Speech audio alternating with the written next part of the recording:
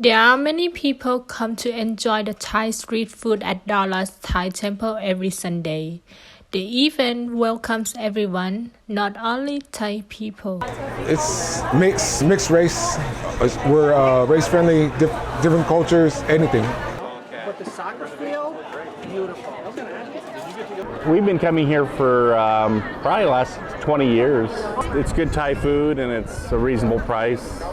There are a lot of interesting Thai food here that people can't find in other Thai restaurants in Dallas, such as grilled pork skewers, grilled fish skewers, Can you do spicy? Dip in spicy sauce?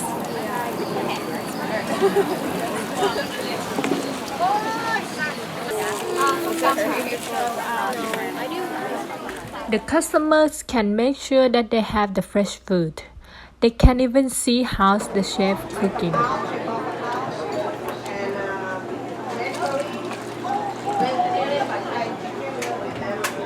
I recommend this place because it has a good atmosphere and it's more traditional if you want, yeah.